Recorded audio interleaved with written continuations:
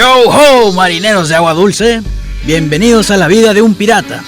Aborden mi navío, pero les advierto que este no es lugar para temerarios. Si quieren formar parte de esta tripulación, primero deben de conocer todos los aspectos que forman parte de la vida de un pirata. Despreocúpense, yo les iré dando los datos uno por uno. Datos que les serían útiles para sobrevivir en esta vida.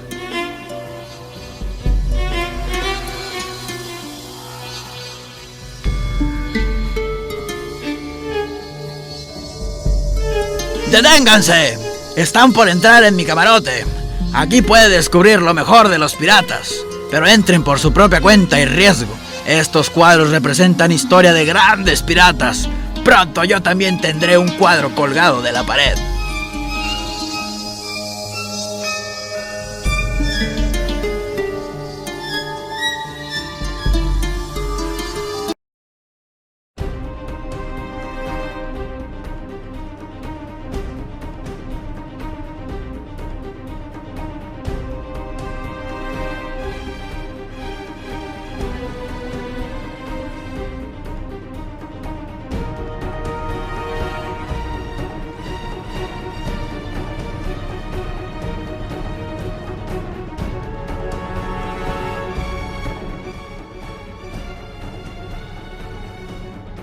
Al hablar de piratas, vienen a nuestra mente muchas preguntas a responder. ¿Quiénes fueron estos hombres? ¿Cuáles eran sus móviles? El término ha tenido dos definiciones. Es la primera la que nos compete, la cual está asociado al individuo que cometía robos, incendios o secuestros en alta mar.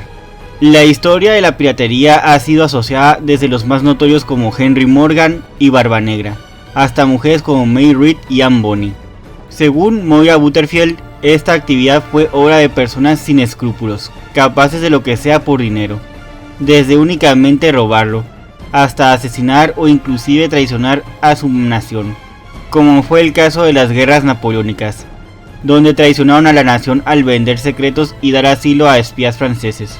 En la actualidad se tiene una imagen romántica de ellos, porque se les asocia con las islas tropicales y hay un encanto en torno a ellas. A continuación nos enfocaremos a hablar de las vidas de los piratas que formaban parte de la llamada Edad Dorada, la cual es conocida así porque fue la época en que operaron los más notorios. Muchos historiadores difieren sobre los años de duración de esta era. David Cordingly, quien es considerado la máxima autoridad de la historia sobre los piratas, señala que fue desde 1650 hasta 1710, aunque muchos otros historiadores toman como referencia del año de 1700 al 1720.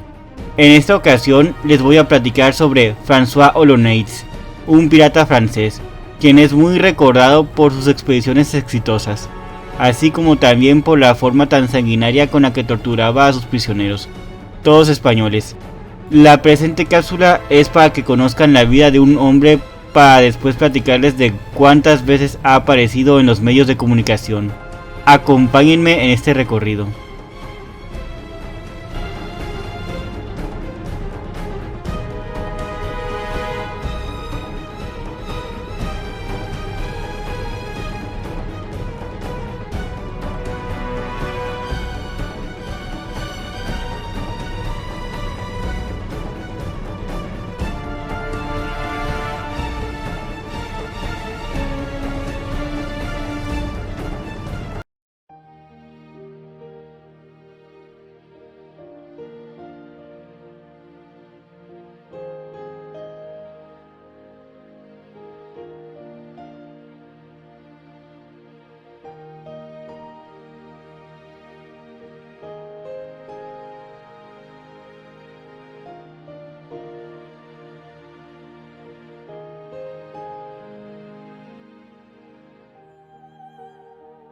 Biografía.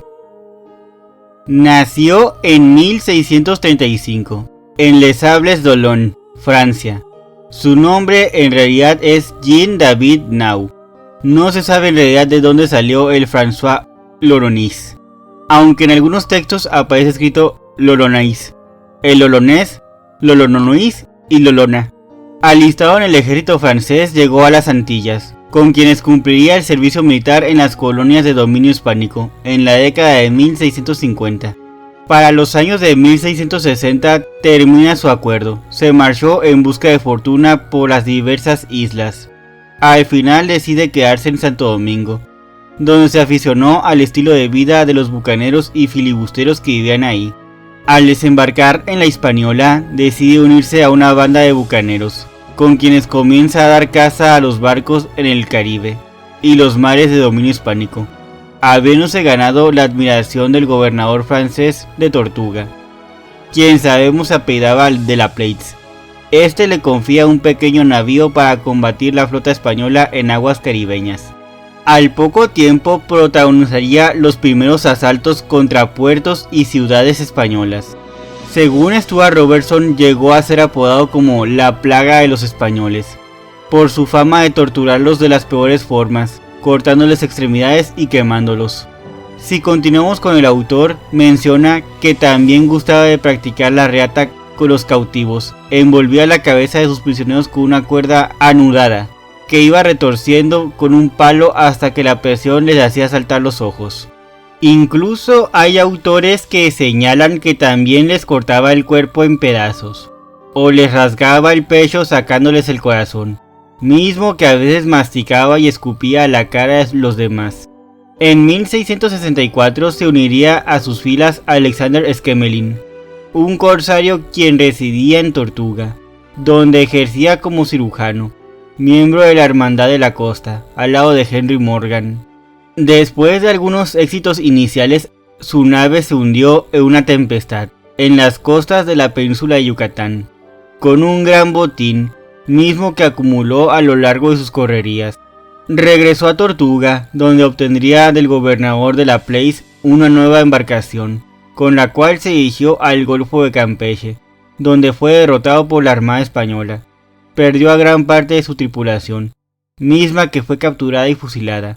Olonés lograría salvarse, dado que robó un buque enemigo, mismo con el que zarpó. Se desconoce lo que hiciera con ese buque.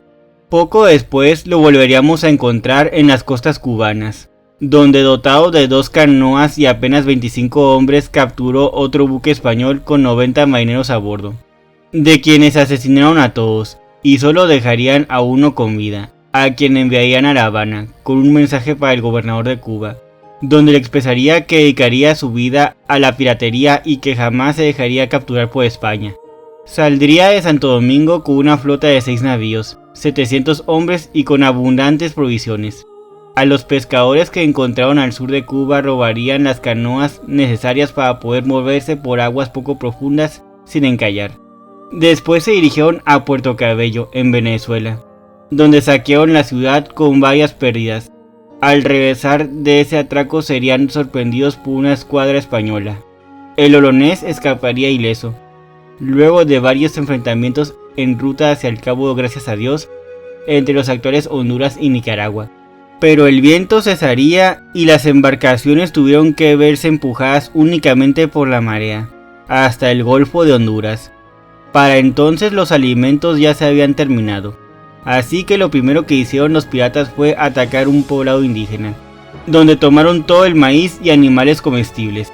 Repetirían los ataques y robos en todas las aldeas situadas alrededor del golfo, donde sembraron el pánico entre sus habitantes. A partir de este momento, el Olonés solo tendría incursiones en el mar caribeño, particularmente las islas de Antillas, también en el lago de Maracaibo y en Centroamérica. Algunos de sus atacantes serían auspiciados por el Imperio francés, que en el siglo XVII se encontraba en guerra contra Holanda y España. Con sus prisioneros siempre seguía su misma táctica que lo volvería famoso: interrogarlos y torturarlos. Elegía a alguno que sirviera de ejemplo a los demás. Retornaría de regreso a la isla de Tortuga en 1666, al lado de Michel le Basque, el Vasco, con quien armaría una pequeña flota de 8 navíos y 650 hombres, con la misión de atacar las costas en el Caribe meridional. Se dirigieron al Golfo de Venezuela. Después pasaron a la boca del lago en el Maracaibo, donde se encontraba el castillo de San Carlos, el cual estaba armado con 16 cañones, construido para proteger la barra de Maracaibo. contra ataques piratas. Tomarían el lugar en menos de 3 horas. Después marcharon a la ciudad, misma que encontraron completamente vacía, pero se harían con grandes cantidades de alimentos, animales de granja, vino y coñac, lo que haría que la expedición fuera un gran éxito, dado que recopilaron un botín mayor a los 20.000 reales, mercancías diversas y 20 prisioneros, mismos que fueron cruelmente torturados por el olonés. Tomaron posesión de las mejores casas para vivienda propia, e hicieron del recinto de la iglesia su cuartel general. Al no encontrar más riquezas, el olonés mandaría un contingente a capturar a las personas que encontraran, mismos que al ser hechos prisioneros darían noticias sobre el lugar donde se encontraban ocultos los tesoros. Los saqueos y torturas fueron más terribles. Las iglesias fueron quemadas y todos los barcos destruidos. El botín recaudado fue más que cuantioso. Por 2 meses continuarían sus asaltos por tierra, donde asaltaban plantaciones y se hacían de prisioneros para esclavizar. Es decir, acumularon toda clase de riquezas, comida y bienes que pudieran convertir en dinero. Entre esos prisioneros también había ricos terratenientes, a quienes también torturó sistemáticamente, con el fin de averiguar dónde guardaban el resto de sus riquezas. Después de esta expedición en Maracaibo decidieron movilizarse hacia Gibraltar, debido a que era un importante sitio de embarque de cacao y de tabaco barinas, bienes muy apreciados en Europa. Al llegar arrasaron con una guarnición de 500 soldados, por quienes pidieron un rescate de 20.000 piezas de oro y 500 cabezas de ganado. A pesar de recibir el pago del rescate, el olonés saqueó la ciudad y se hizo de un botín de 260.000 piezas de oro, joyas, lingotes de plata, sedas y esclavos. El desastre que infligieron en Gibraltar fue tan grande que la ciudad nunca se pudo recuperar de semejante ataque. Después de lo mismo, los filibusteros festejaron a lo grande, con bailes y juegos, así que en poco tiempo dilapidaron la fortuna recién adquirida. En 3 semanas los piratas gastaron el botín en las tabernas y prostíbulos de Maracaibo. Es al regresar a Tortuga que se gana el título de Fleu des Espagnols, que significa la calamidad de los españoles, dado que ya eran conocidos sus ataques a las costas de Venezuela. Después se volverían hacia la mar, donde deciden adentrarse en el pueblo español de San Pedro, para lo cual navegaron con sus canoas a lo largo de la costa de Yucatán. Por su paso atacaron a cuantos indígenas que se encontraban a su paso. Stuart Robertson señalaría en su obra, La vida de los piratas, que esta sería una de las últimas aventuras de François, antes de morir, donde reclutó a 700 bucaneros para preparar dicha expedición contra las ciudades venezolanas de Puerto Cabello y San Pedro. El autor también señalaría que entre ambas localidades cayeron en una emboscada tendida por una nutrida fuerza de soldados españoles. De la misma manera se harían de prisioneros entre muchos de los habitantes que encontraron en estos poblados, a quienes les infligieron torturas inimaginables. Solo dejarían con vida a 2 de estos cautivos, a quienes eligieron para que les dijeran dónde estaban las cosas de valor. Posteriormente se encaminaron a San Pedro, con 300 hombres, mismos que iban dirigidos por el mismo olonés. Después de recorrer 3 leguas se encontraron con una tropa de españoles mismos que aguardaban su llegada, con la intención de emboscarlos. Los atacaron pero igual sufrieron una derrota. Al no resistir la furia con la que los piratas se defendían, se vieron obligados a huir para salvarse. Sin embargo, lograron acabar con algunos piratas, así como también dejaron a otros heridos. Ellos también tomaron algunos prisioneros, mismos que fueron interrogados para después ser asesinados por el olonés. Lo que preguntaron a sus prisioneros era si había más partidas de españoles en el camino con la intención de emboscarlos.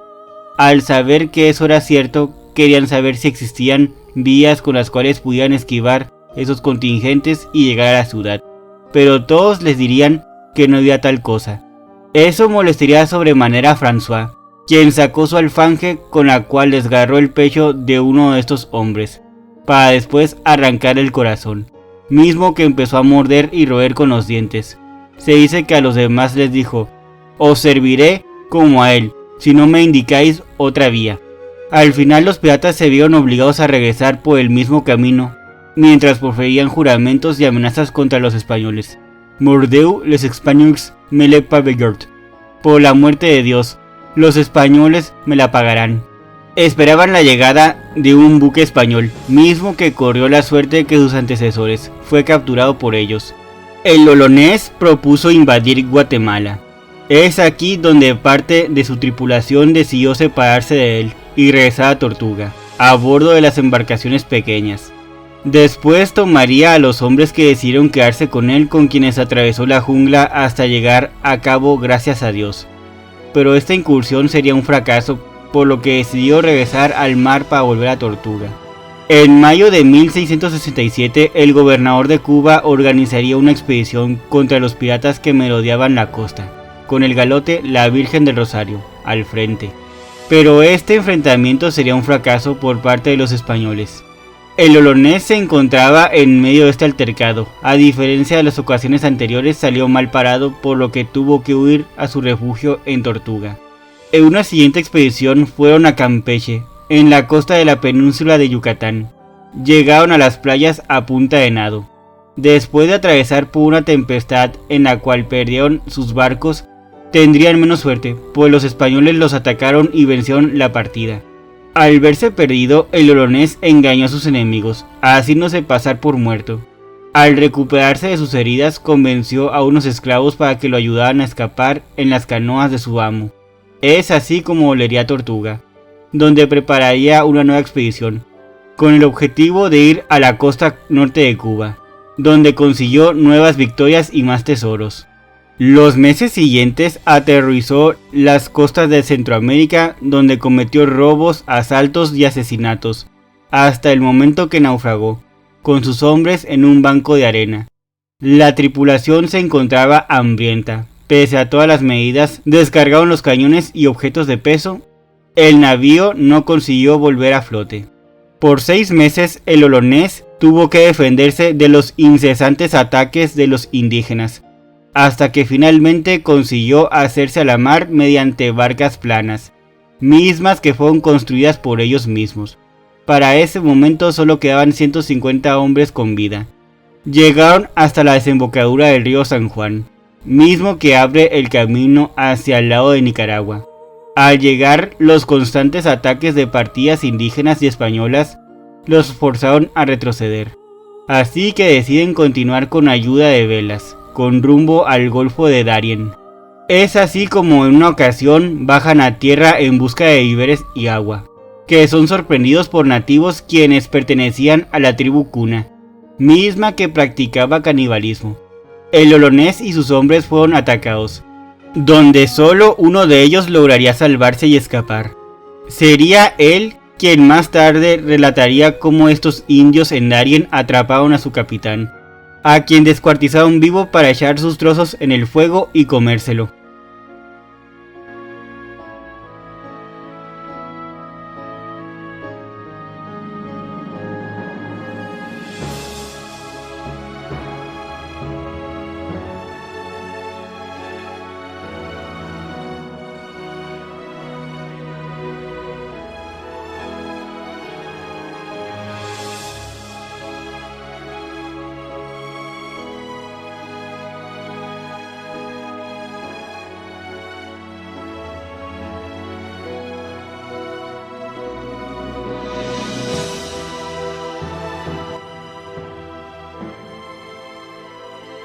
Medios de comunicación. Este pirata no ha tenido bien a bien una representación dentro de los medios de comunicación, mas sin embargo, sí se han basado tanto en él como en sus hazañas para crear algunos personajes, como algunas historias. Ejemplo de ello serían sus ataques de Maracaibo y Gibraltar, mismas que fueron utilizadas por Emilio Salgari para su novela literaria El Corsario Negro, aunque el autor tuvo que suavizarlos, así como también tomarse algunas licencias para ello. También dentro de la cultura popular, en el anime One Piece, se basaron en este afamado pirata francés para crear a Zoro, el espadachín que viaja en la tripulación del sombrero de paja.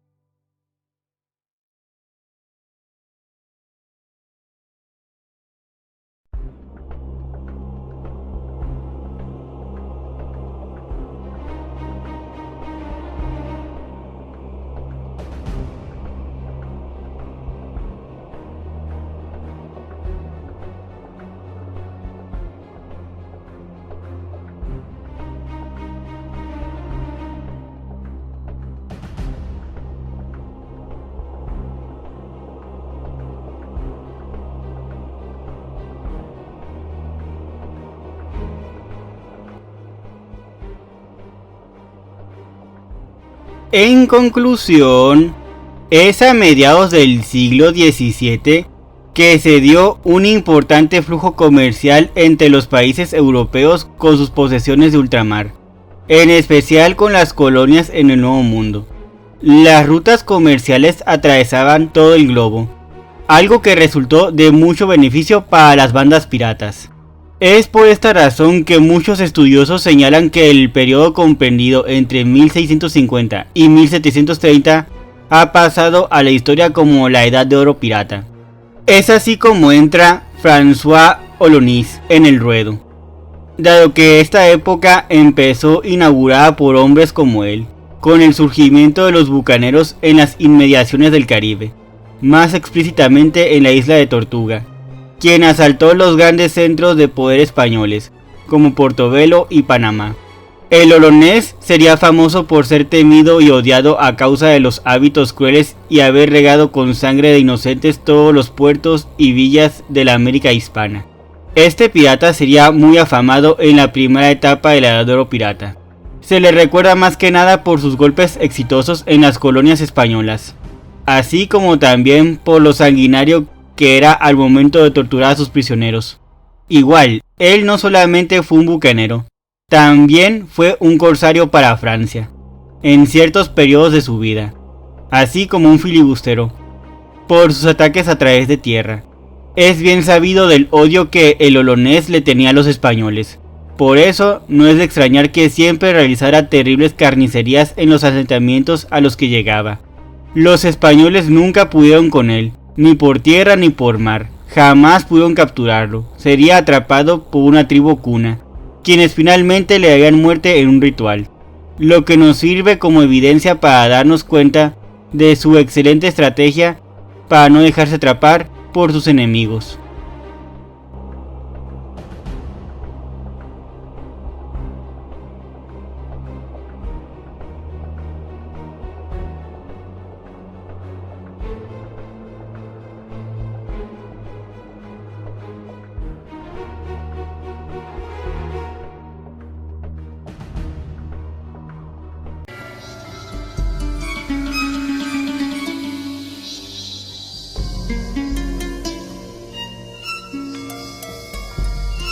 Ahora que conocen las grandes hazañas de nuestros compañeros piratas, ¿qué esperan ustedes mismos para crear sus propias hazañas? Recuerden que los marinos crean historias y con los piratas nacen las leyendas.